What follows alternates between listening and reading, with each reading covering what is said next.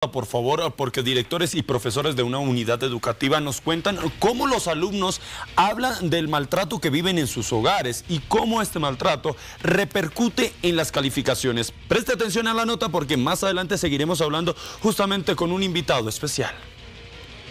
El director del Liceo La Paz está preocupado.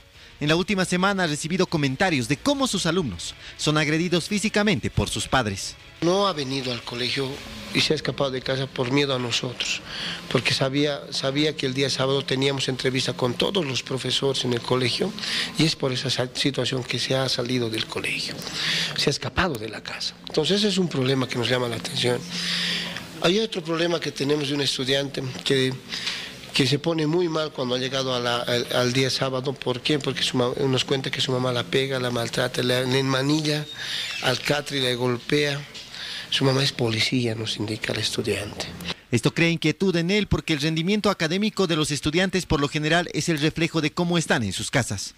No habla mucho en el curso, he pedido informe de los profesores en el transcurso de esta mañana, tengo en mi escritorio. El estudiante está con bajas notas, no rinde, tiene muchas preocupaciones, generalmente se estresa, cuando alguien levanta la voz se asusta, esas son sus problemáticas. La profesora Leslie es de secundaria. En todos estos años como educadora ha podido ver que familias disgregadas han provocado bajos rendimientos escolares. Papás que prácticamente no viven juntos, eso es un problema grande, es lo más común que estoy observando. El caso de un estudiante que prácticamente no venía porque su mamá le dejaba 5 bolivianos y él se encargaba de todo eso. ¿La estudiante? Sí, cuidaba a sus hermanitos, no venía a clases. Como maestros y líderes de establecimiento piden a los padres no ser violentos.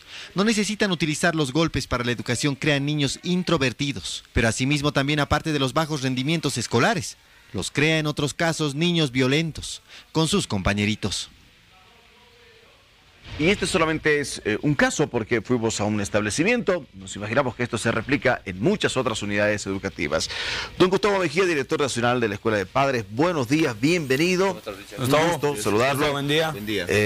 Esto repercute naturalmente dentro del contexto educativo, tal como escuchábamos la denuncia de uno de los directores de uno de los establecimientos de La Paz, que reitero debe pasar en muchos otros, simplemente para poner de ejemplo. Los problemas intrafamiliares y la repercusión en los estudios en los diferentes colegios, escuelas. Bueno, es importante comprender de que una persona, y no solamente en los estudios, hablemos inclusive del trabajo, cuando tú tienes problemas en tu familia, ¿cómo vienes al trabajo? ¿Cómo te sientes en el trabajo? Realmente tu rendimiento es mucho menor porque estás pensando en los problemas que tienes. Ya estás afectado. Correcto, y mucho más si es que tienes algunas otras obligaciones que cumplir, ¿no? Este estudiante que de cierta manera vive maltrato, y vive maltrato de diferentes formas. Por ejemplo... ¿Cuáles son las más comunes? El hecho de ser hermano mayor y ser hermana mayor, por ejemplo, perdón que se los diga, pero es jodido. Sí. ¿No? La verdad es que el ser hermano mayor a veces representa el hecho de tener que tener la rigurosidad, ser el ejemplo en la familia, y los padres presionan y dicen, tú tienes que ser el ejemplo de tus hermanos. Y te dan mayor responsabilidad. Correcto. Y yo creo que a veces pasan de ser hermanos mayores a ser padres prácticamente. A eso es a lo que nos vamos. ¿No? La paternidad asignada a estos hermanos mayores es bastante compleja. ¿Ya? Inclusive en algún momento hemos visto algunos patrones de conducta a través del Observatorio Boliviano de la Familia, que cuando estos hermanos mayores asumen la paternidad de sus hermanos menores, frustran sus vidas familiares. Entonces, por dedicarse a los hermanos, dejan de tener pareja, dejan de tener muchas cosas. Y las hermanas mayores que se hacen cargo de los hermanos menores, algunas frustran también sus vidas, pero en la mayoría de los casos salen del hogar mucho más pronto que cualquiera de los otros, ¿no? ¿Por qué? Porque el hecho de ser madre de sus hermanos hace que de cierta manera tenga ese deseo de tener familia y tener sus propios hijos. Entonces ahí tenemos embarazos a los 18, 19, 20 años, donde ellas deciden tener sus propias familias porque ya han sido madres de sus hermanos. Ahora, pero hay circunstancias donde los padres dicen, bueno, pero nosotros estamos atentos de nuestro hijo, le ayudamos prácticamente con todo, si bien a veces no podemos es por nuestro trabajo, y sin embargo sigue viéndose un bajo nivel académico. Lo que pasa es que yo considero, y nosotros desde Escuela de Padres decimos que eso simplemente son pretextos. Que nos disculpen los padres de familia. El apoyar a mi hija, por ejemplo, o el apoyar a mi hijo no significa el hecho de decirle tienes techo, tienes comida, aquí tienes 5 pesos y ve qué es lo que hacen entre ustedes. O el mejor teléfono para que estudies. O el mejor teléfono para que estudies. No te falta nada. No te falta resumen, nada, ¿no? correcto. Existen casos, por ejemplo, en los cuales nosotros conocemos que la desconfianza y los temores que tienen los padres hacen que ejerzan violencia con sus hijos. Los educan a golpes, tienen que estudiar por miedo. No puedes retrasarte ni 5 minutos porque si te retrasas 5 minutos te boto de la casa. O recibes tu chicotazo. O recibes tu chicotazo. Y esa es una forma de maltrato, ¿no? Y es más, no es una forma de maltrato, es una forma de violencia que inclusive puede ser denunciada por la ley 348. Bueno, estábamos hablando de que los problemas intrafamiliares repercuten en el rendimiento académico de los niños. Estos problemas tienen que ver con separamiento de los padres, degeneración de la familia misma, los divorcios, todo aquello que el niño psicológicamente también se va a ver afectado, independientemente de que tenga todo. Yo me divorcio, pero no te va a faltar nada, y nos vamos a ver cada fin de semana. Con palabras de un padre, por ejemplo, ¿no? Esto puede repercutir anímicamente también en los chicos. Repercute de una manera muy trascendente. Y considero que no es el tema del divorcio, sino es el tema de la disfuncionalidad familiar. ¿Ya? ¿Esto qué significa? Yo puedo divorciarme de la pareja, pero si como padre y madre nosotros asumimos el rol preponderante que es asignado a un padre, entonces ese estudiante no va a sentir la ausencia de papá, no va a sentir la ausencia de mamá, va a sentir el apoyo de ellos y el rendimiento va a ser mucho mejor. No le va a afectar la separación de sus padres. Existen familias, por ejemplo, donde está el padre y la madre, pero cada uno de ellos es agresivo a su propio estilo y repercute en la salud mental de sus hijos, y esa salud mental repercute obviamente en el rendimiento de sus estudios. No puedo estudiar. ¿Cuántos de nosotros, por ejemplo, no podemos concentrarnos en algo, inclusive en el trabajo, en las tareas? Nos ha debido pasar cuando éramos jóvenes. Claro. ¿No? Ahora, pero ¿cuál es, ustedes como Escuela Nacional de Padres, algunos tips, algunos consejos para los padres justamente, para que sus hijos no desvíen su rendimiento en sus escuelas, colegios? Decía algo, perdón, una acotación, decía algo, muy bien, se separan. ¿Qué pasa cuando el papá es obviamente el que lo ve cada fin de semana y cuando lo ve lo único que quiere es jugar, divertirse, de pronto portarse mal en el sentido de sin nada de tareas, y por el otro lado está la mamá que en toda la semana la está presionando? ¿Cuánto influye eso a la hora de ir a estudiar? Bastante, porque quieras o no, cuando nosotros hablamos de estudio tenemos que trabajar y hablar del tema de la disciplina. Y la disciplina no es la disciplina con rigor, sino es la disciplina positiva, esa donde el estudiante sabe cuáles son los tiempos para poder estudiar, para poder jugar, para compartir, para divertirse, para dormir.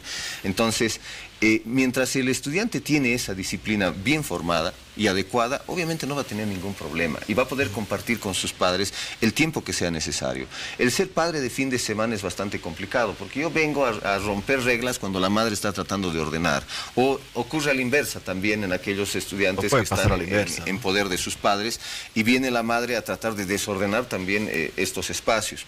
Ahí uno de los más grandes consejos que yo les puedo dar es que de cierta manera los padres a través del diálogo puedan empezar a asumir sus roles y sus funciones y que las visitas pues sean irrestrictas, donde el padre pueda tener acceso al estudiante en cualquier momento de su vida, en el almuerzo, en las tardes, no solamente ser un padre de fin de semana.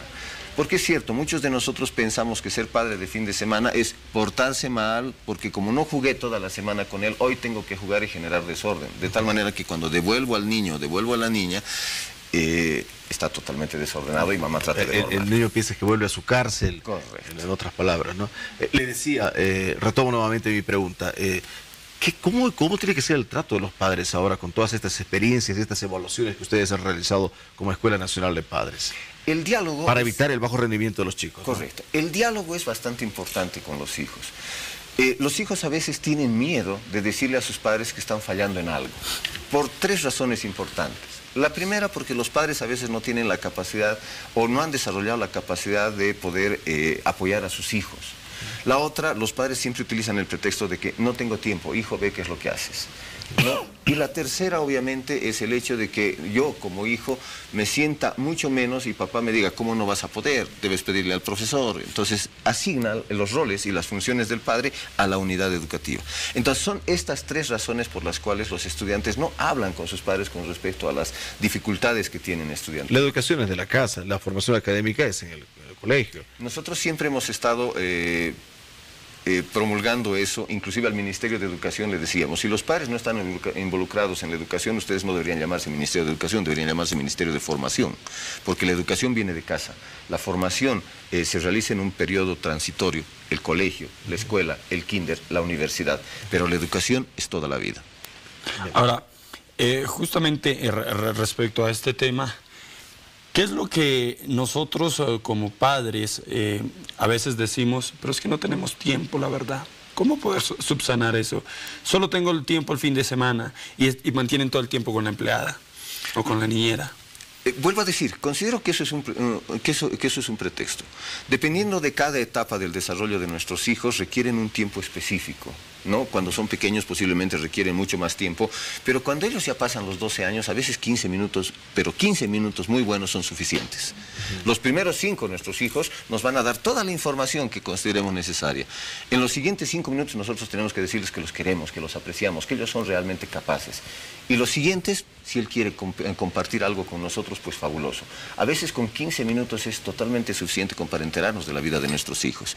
Y si nosotros podemos, en medio de todo nuestro diario, en nuestro cotidiano, ordenarnos y distribuir unos 15 minutitos en la tarde, 15 minutitos en la mañana para poder saber qué es lo que pasa con nuestros hijos, especialmente cuando ellos son adolescentes y jóvenes, realmente vamos a poder obtener mejores rendimientos, vamos a poder saber qué es lo que les está pasando a nuestros hijos y nuestros hijos nos van a poder decir qué es lo que realmente necesitan y cómo nosotros los podemos ayudar. Si nosotros no tenemos la capacidad de ayudarlos, hemos estado hablando con algunas unidades educativas donde se han formado clubes de padres. Es muy interesante el tema de los clubes de padres. A eso quiero ir, para ver, porque así como usted dice que 15 minutos son suficientes, para nosotros no fueron 10 minutos suficientes para conversar con usted y seguramente muchos padres quieren hablar mucho más, ¿no? Efectivamente. ¿No? Y quieren ser parte de estos clubs, de parte de estos grupos, ¿no? El tema de estos clubes de padres que se arman son muy interesantes porque, por ejemplo, puede ser que tú sepas matemáticas. Entonces, al saber matemáticas, lo que haces es agarrar un grupo de estudiantes y les vas enseñando matemáticas a la par de que vas enseñando a tus hijos. Hay mamás que no han pasado el quinto básico, por ejemplo, pero son habilísimas para las manualidades. Entonces, ellas son las que se encargan de darles el tema de los talleres y todas esas cosas. Entonces, estos clubes de padres son los que nos ayudan muchísimo. Han habido experiencias en el Alto, han habido experiencias aquí en el municipio de La Paz que han dado muy buenos resultados y que han mejorado los rendimientos de nuestros hijos. Y es más, la gran ventaja es que entre nosotros dialogamos con ellos y puede ser que yo me entere algo que no me lo haya dicho tu hijo, de tal manera que para mí es más fácil conversar contigo. O que por ahí el profesor tampoco se ha enterado. Tampoco se enteró y nos es más fácil distribuir la información. No como el tema del chisme, sino como, oye, ¿por qué no lo apoyas? Ayudarse, ¿no? Correcto. ¿Cómo participamos de estos clubes? Lo que se hace, por ejemplo, es la unidad educativa llama, ¿no? Y nosotros intervenimos, nosotros vamos a tratar de hacer contacto con el Liceo de La Paz, no sería la primera vez que intervenimos allá, y vamos a tratar de ver cómo podemos conformar estos clubes de padres, dándoles algunos talleres y algunos tips sobre cómo podemos nosotros trabajar la disciplina positiva sin necesidad de ejercer violencia, ¿no? Porque eso es bastante importante, no debemos ejercer violencia ante ningún tipo de situaciones. Porque eso no solamente va a afectar en el rendimiento de nuestros hijos, sino va a afectar en la autoestima. Y obviamente nosotros, ¿qué vamos a construir? Vamos a construir un ser humano que en el transcurso del tiempo va a entender que las cosas tiene que hacerlas por miedo al castigo, porque tenemos que avanzar a golpes. Entonces, no debemos educar a nuestros hijos de esa forma. Tenemos que hacer que ellos estén motivados a salir adelante, estudiar por ellos mismos. Me parecen bien estos clubes, porque encuentras 10 papás, por ejemplo, ¿no? Y los chicos que están ya en secundaria dicen, yo quisiera ser abogado. Hay un papá abogado que le puede decir cómo se estudia esto. Yo quisiera ser policía. Hay un papá que es policía. Y que le cuente un poquitito de estas experiencias para que se empape más. Claro, o puedes aconsejar. No es muy aconsejable hoy por hoy esta carrera, pero sí puede haber una similar, qué sé yo.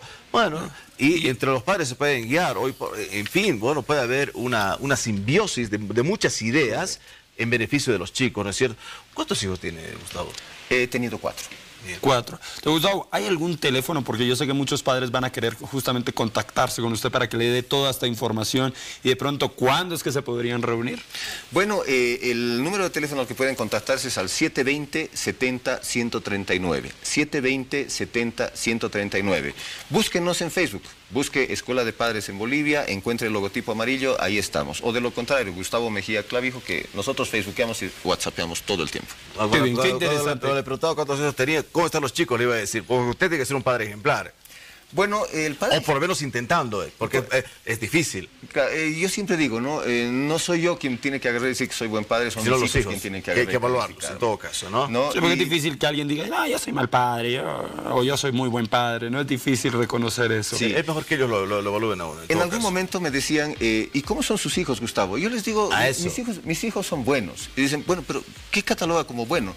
Y les digo, bueno, mis hijos hacen travesuras, tienen también sus cositas, hacen renegar a los padres, tienen sus errores, cometen todo eso. Si no eran travesuras... Pero como padre, ¿eres flexible o eres así, fuerte, estricto? Considero que el tema del estricto es también una forma muy rigurosa de educación. Creo que el padre lo que tiene que ser es firme.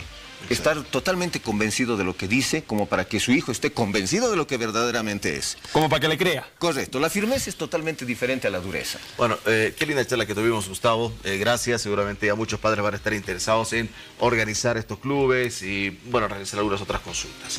Muchas gracias, Gustavo Mejía. Muy bien, gracias. Muchísimas gracias. Pero, ¿qué tendremos más adelante en la cocina? Héctor...